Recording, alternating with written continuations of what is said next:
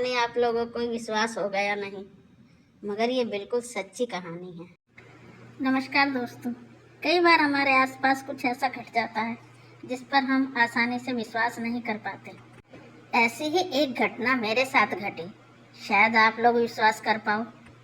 इस घटना पर आपको विश्वास हो तो कमेंट में ज़रूर बताना। मेरी 2 दुकानें थी, एक नान की और एक कॉस्मेटिक की।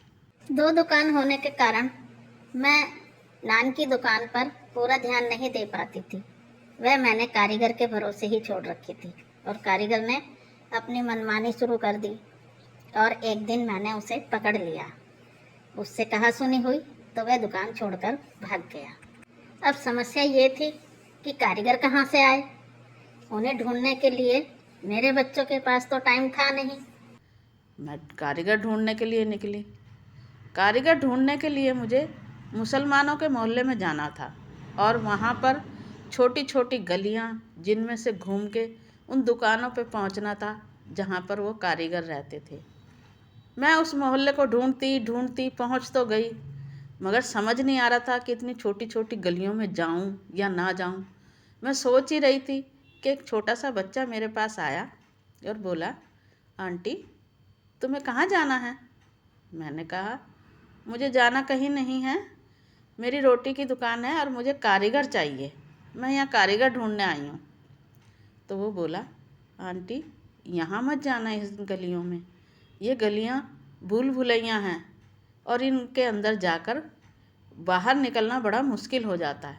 आओ मैं आपको लेकर चलता हूँ बड़े रास्ते से। और 8-10 साल का बच्चा, पता नहीं उसकी बातों में क्या जादू था कि मैं उसके पीछे पीछे चल दी और वह मुझे बड़े रास्ते से अंदर ले आया। वहाँ जाकर मैंने दुकानों पर पूछना शुरू किया। मेरे बोलने से पहले ही वह बच्चा बोलता, भाई हमें कारीगर चाहिए रोटी के लिए, होगा कोई?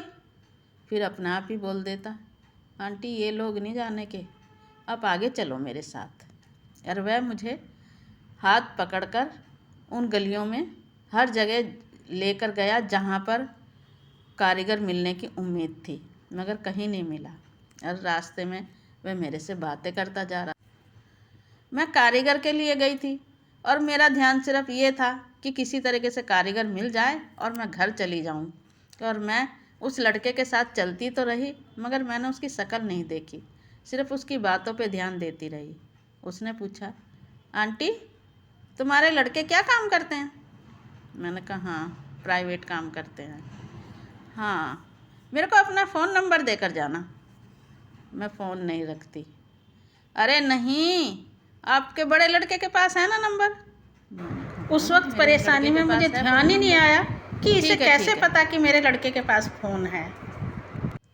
और वह अपने दोनों हाथ ऊपर उठाकर बार बार सिर्फ मुझे एक ही बात कहता, आंटी साईं बाबा की कृपा है जो मैं तुम्हें मिल गया और मेरा मिलना तुम्हारे लिए बहुत अच्छा रहा। मैंने कहा, हाँ हाँ, मगर तेरे घर वाले नहीं कहेंगे क्या तू मेरे साथ घूम रहा है? नहीं आंटी, मेरे घर में मेरी माँ नहीं है, मेरा भाई नहीं है, सिर्फ मेरे पापा हैं, वो मंदिर में बैठे रहते हैं, वो बाहर निकलते ही नहीं। मैंने कहा, तू क्या करता है? तू आने जाने वालों को ऐसे रास्ता बताता है? नहीं नहीं, ये तो मेरे पापा ने कहा था कि जाओ, वो जा रही है ना, उसकी मदद करो, तो मैं आपके पास आ गया।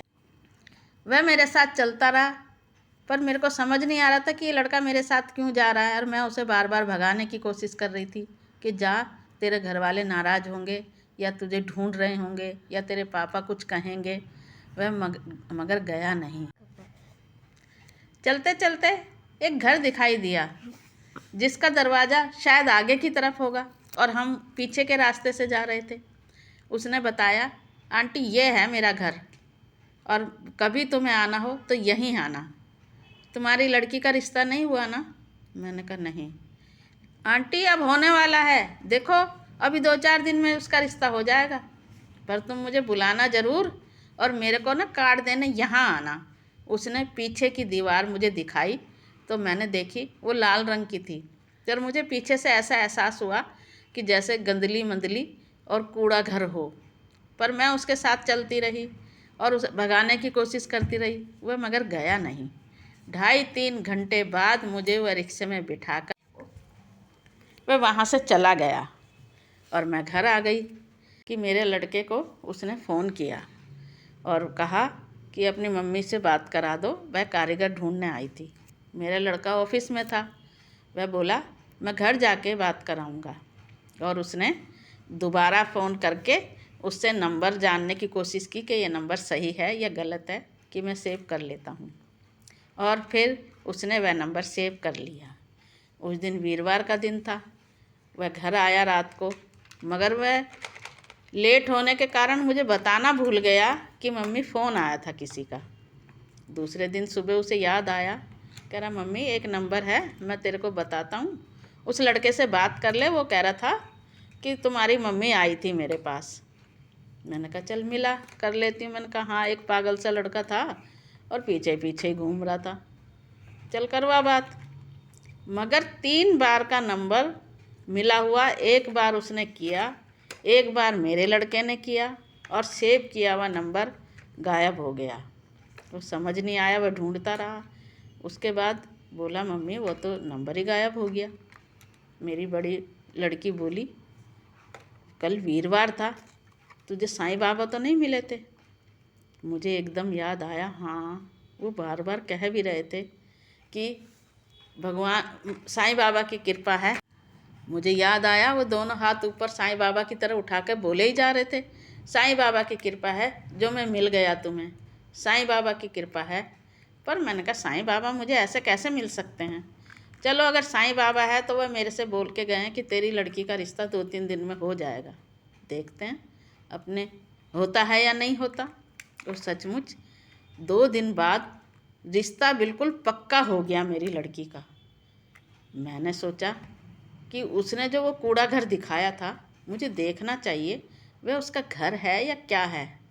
मैं उसी निशान के ऊपर उस जगह पीछे पहुंची, पीछे से रास्ता देखते देखते मैं उसके आई आगे दरवाजे के, तो देखा वह साईं बाबा का मंदिर था और उसके अंदर काफ़ी सारी मूर्तियां रखी थी। पता नहीं, मैं नहीं जानती उस लड़के ने किसे अपना पिता बताया होगा, मगर वाकई मुझे साईं बाबा तो मिले, मगर मैं पहचान नहीं पाई। उसके बाद जब भी मेरा उस इलाके में जाना होता, मेरी निगाह उस लड़के को ही ढूंढती, मगर वह मुझे कभी नहीं मिला। धन्यवाद।